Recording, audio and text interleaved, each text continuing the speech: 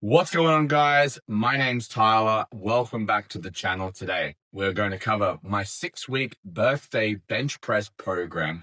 This was a program designed for myself and two of my athletes who all have a birthday that falls in the same week. That's the reason why we ran a program that was called Birthday Bench Program. But what is it? Why did we choose to go a bench specific program? How did it go? How well did it do? Who performed the best?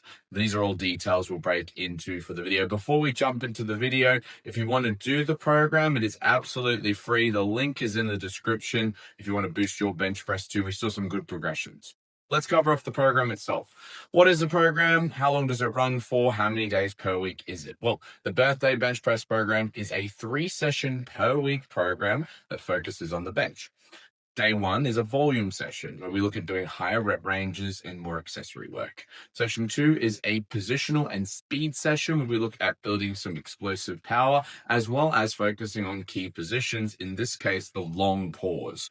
And the third session is our intensity session. We look at building to a heavy weight, whether it was a single or a double. We back it off with some accessory work, but the intensity is the key part there.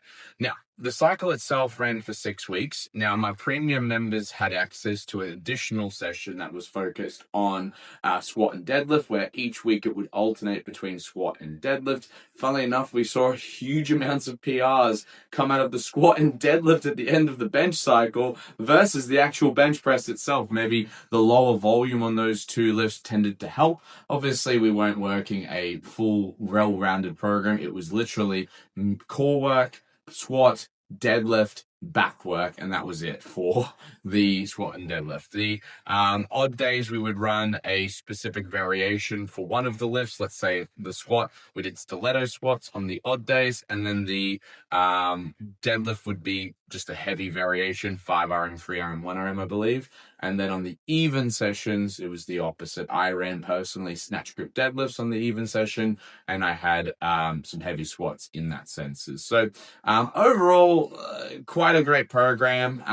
Let's talk about the biggest progressions from the birthday bench cycle. The third place person was Haley. Haley, before the cycle, was able to hit an 80-kilo board press off a 3-inch board, I believe. And then at the end of the bench cycle, she hit an 85-kilo touch and go bench with an 80-kilo pause bench being her second best lift of the entire thing. So 85 kilos, lifetime PR for her. It puts her second on our gym record board. But the main thing was that she went from not being able to do a full range of motion version to 5 kilos increased and full range of motion on the touch and go bench. So that's the best for third. If that's third, what's second?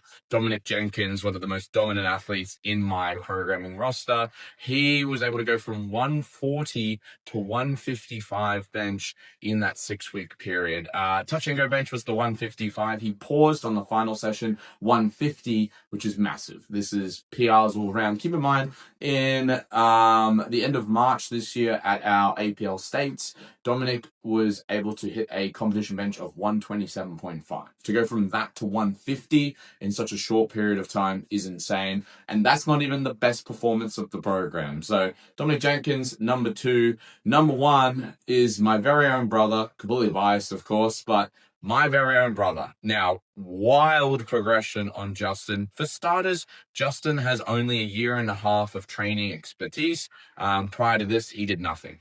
Obviously something to do with our genetics, and Justin's low frequency. He didn't even hit the positional sessions most weeks. Justin only did the volume and the intensity session, and he was able to put on a massive increase on his bench. He went from 117.5 kilos in April to 140 kilos, and all of that was achieved during the program.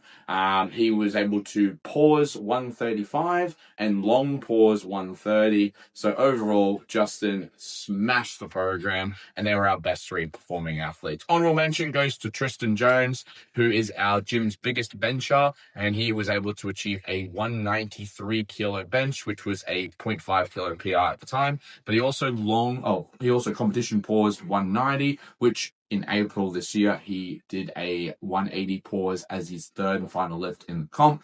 With this one, he opened with the 180, so massive progression all round. The pros of the program. Let's talk about pros. What the program did really well was it allowed us to work on our technique a lot more. You got so many touches on the bench press in the same week, and because benching is relatively easy to recover from, you were able to touch the bench, perform well, and then repeat that performance session after session. I believe that the way that the sessions ran, the volume, the positional, and the intensity, it didn't force us to go into an insane amount of intent. Like, we weren't just firing out lots of reps at heavy weights all the time. You're working on high reps. You were doing a longer pause. You were working on positional work through the bench holds and certain other variations. And it just allowed for a lot more confidence behind the bench press. My own technique improved massively throughout, and I felt like it was just a good protocol. Warm-up protocol as well, something I forgot I mentioned at the start. There's a full-fledged warm-up protocol in there. I found that the warm-up protocol also improved my ability to arch in the bench, which is fantastic. Cons of the program. So this is what let the program down a little bit, and these are the things that I made changes with into the free program that you guys have access to. So ironed out hopefully those changes and improved the overall rating of the program based on some of the stuff that we didn't like or we found that was challenging. Firstly, the volume session. The main change and the con on the volume session was that it was too hard for the back off sets. Most of my athletes did not or was not able to complete the amount or required reps at the percentage after the initial AMRAP, and that was purely just because it was just too fatiguing. So we looked at changing it by adding a range of percentages. So there's a 5% range on all those sets, so that should hopefully offset that. I also reduced the overall volume in the first 2 weeks by one set as well, so hopefully that helps those guys who struggled on that. That's really it for the volume session. The majority of the cons lied in the positional work. There was quite a few things that I looked at changing into this new program based on the feedback from the previous one. For starters, the bench holds that came up every fortnight, they were just too easy. And that's something saying that. Like, I don't normally under program things, I'm known to over program things, but it was just too easy. 100% for 2 sets of 10 seconds, there was no challenge. So we ended up just doing an intensity. So for me, I put 100% as a minimum. So if you're not too confident or you're new to the movement, that's a good place to start. If you don't have any spotters, you might also just only be able to go to 100% safely. So that's always an option. But we just added a plus. That's all I did. Added a plus. You just went as heavy as you could. I was able to hold at the end of the program 230 kilos for 10 seconds. And I saw some insane stuff from my other athletes too. And it's quite interesting to see how much you can truly hold. I'd highly suggest wrist wraps if you are going for those big intensity hold sets. That was the first con in that positional day. Second one is the long pause. The RPE stuff, it just doesn't work for the long pause. You might as well just max out, because that's all we did anyway. We all just maxed out every week with the long pause. Some of the weeks towards the end, we struggled to even get the 2 reps. We ended up just doing a single and failing the second. So having the intensity set from the beginning just allows us to stop worrying about like RPE and stuff like that. So basically the change went from, let's say week 1, it was 3 reps at an RPE 8. It's just a 3RM now. And then you'll repeat the 3RM week 2, you'll do 2RM week 3 and 4, and then a 1RM week 5 and 6, and it just ends up being better. There's still the back off sets, they're all the same, but it just makes things a little bit less stressful and a little bit less thinking. The next change, plyometric push-ups. I reduced the volume of the plyometric push-ups from the insane amount that I had them at, 10, 8, and 6 sets. I moved it to 5 sets. I think it was 6, 5, and 4 sets instead. 45, 60, 75 seconds rest. There's just too much volume. That's as simple as it was. So reducing that volume will help things out.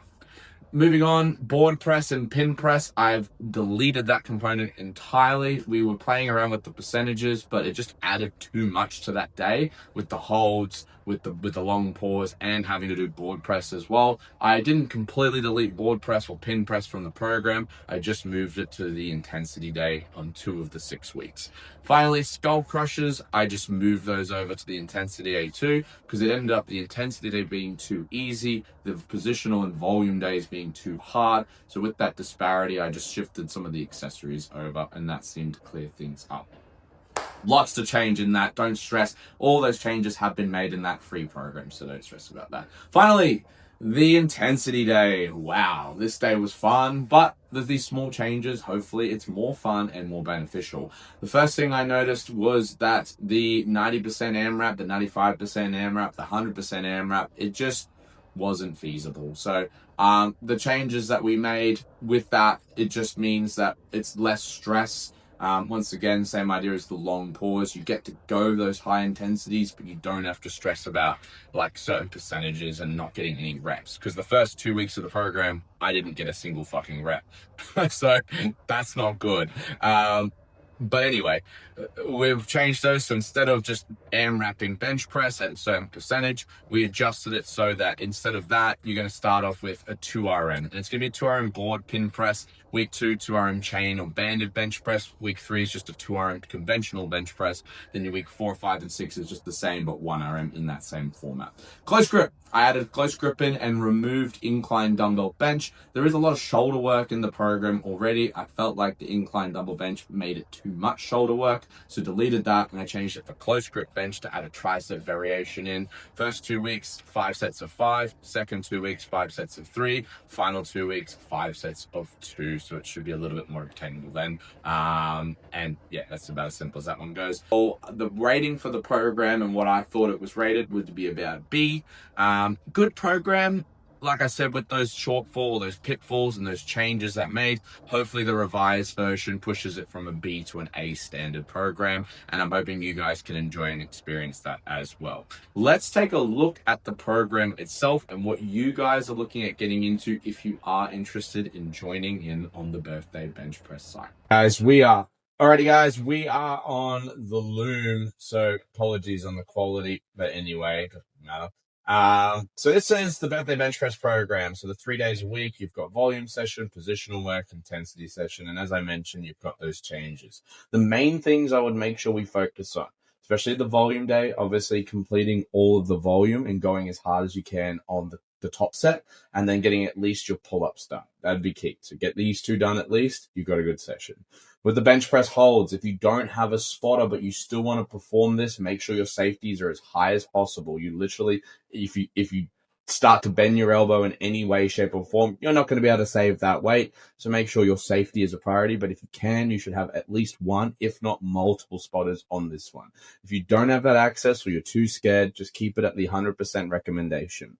The long pause, 3 seconds is a long time. A lot of the time, most of us either undershot or overshot our time period. If you can, have someone count for you. If not, be very generous on your counting. Record yourself, watch the timestamps, see how well you did. On this day, make sure you get at least your meadows rows and your long pauses done as the priority 2 exercises. Final session, we've got the board and pin press as week 1's max out. 2RM, if you don't have access to a friend or even boards at your gym, just do the pin press option. Most gyms have safeties or some variation of safeties if needed. If we don't have access to either, floor press 2RM will be our alternative. That's where the close grip on this day. With this session, get these 3 exercises done at minimum. The 2RM doesn't provide enough volume for us on that particular session. That's what the close grip's for. And then the chin-ups are obviously there to help work the upper back. As far as that goes, the weeks will progress downwards. You'll do the same thing again. That's in the wrong spot, but anyway, don't worry about that. You've got your 5x3, 5x2, and then I believe it goes to 4x1. So corrections on the actual video. I forgot chain bench press or band bench press. If you don't have access to chains, do bands. You should have bands in your gym. If you don't have access to either, that's a bit annoying. If you have a buffalo bar or like a camber bar, that'll be good as well. At worst case scenario, you could always just do a long pause on that one as well if needed. But just see how you go. You should have access to those things at least. And that's about it. This program will progress to the 6 weeks. The final thing is that final session, you have a choice of what type of bench press you want to do. If you're not a competitive powerlifter, do the touch and go. There's no need for you to stress about pause benches. That's very sport specific. Just hit the touch and go and then see how much you can do on that one. And you might find that on that last week, on the other touch and go session, if you're feeling good on this day, do go for the 1RM. You just never particularly peak at the right time. Most of my athletes PB'd their bench between week 3 and 5. So keep that in mind. If you're feeling good here, do it there. If you're feeling good there, take the chains off and go for a 1RM. You don't want to do it too early in the program, of course, but if you're feeling good, like give it a shot, give it a crack. Otherwise, that's all from the loom part. I'll pass you back to the other Tyler at the camera. Look, I hope you guys enjoyed this video. If you did, be sure to like it, share it with a friend who's looking into doing some more bench work and hopefully improving their bench. If you want access to the program or you want access to further services that I offer, just send me a message on Instagram or check out my website, unboundathletic.com.au, and we'll be able to help you out with that one. If you want me to review a specific program or if you like these type of videos, let me know. Otherwise, I'll catch you guys on the next video. I'm Tyler, and I'll see you next time.